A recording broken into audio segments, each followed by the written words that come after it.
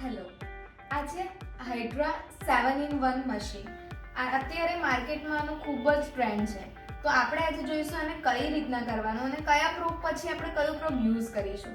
Mainly જે Hydra use થાય છે, હાઇડ્રામાં મેઇન જે સિરમ યુઝ થાય છે એ છે ABC, જેની અંદર AS1, AS2 અને AS3 એ રીતના 3 અલગ અલગ સિરમ આવે છે જે ABC બોટલમાં યુઝ થાય છે, જેને DM વોટરમાં ડાઇલ્યુટ કરીને યુઝ કરવાનું હોય છે.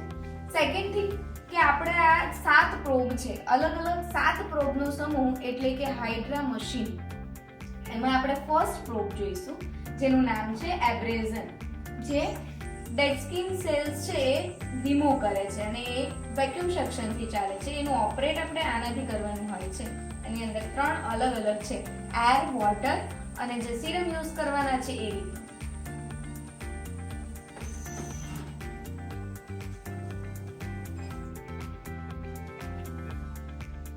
સેકન્ડ છે સ્ક્રબર. સ્ક્રબરને આપણે અહીંયા સ્ક્રીનથી ઓપરેટ કરવાનું હોય છે. એની કેપ રિમૂવ કરીને પ્રોપરલી આપણે ક્લીન કરવાનું હોય છે. સ્ક્રબર, આ વસ્તુ સાંભળતા જ આપણા માઇન્ડમાં શું થાય કે એની અંદર સ્ક્રબ યુઝ થતું હશે, બટ ના, આની અંદર સ્પેશિયલી હાઇડ્રા જેલ જ યુઝ થાય છે.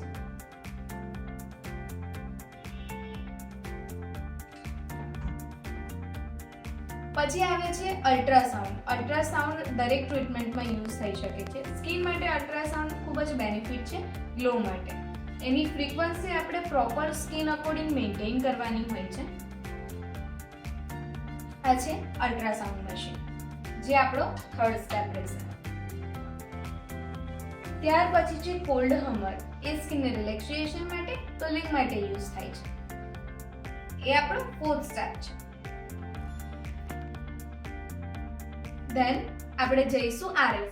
RF નું ફૂલ ફોર્મ છે રેડિયો ફ્રીક્વન્સી. એને રેડિયો લાઇટથી એ આપણી સ્કિન ઉપર ટ્રીટમેન્ટ કરે છે અને જે આપણી સ્કિન પર રહેલી ડિઝીઝ હોય છે, જેવા કે એકને સ્પોટ્સ, પિગમેન્ટેશન, એ બધાને ધીરે ધીરે રિડ્યુસ કરે છે.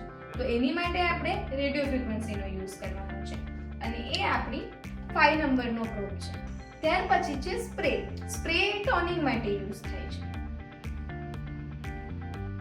પછી last but not least, mask, જેને આપણે LED માસ્ક કહીએ છીએ. હેલો એવરીવન, માર્કેટમાં હાઇડ્રા તો ઘણી બધી જગ્યાએ થાય છે અને ઘણી બધી રીતના લોકો હાઇડ્રા કરે છે, પણ એની પ્રોપર મેથડ પ્રોફેશનલિઝમથી કેવી રીતના હાઇડ્રા થઈ શકે એ આજે આપણે જોઈશું. તો બધા રેડી છો? તમે ક્યારેય હાઇડ્રાનો એક્સપિરિયન્સ લીધો છે મેડમ? નહીં.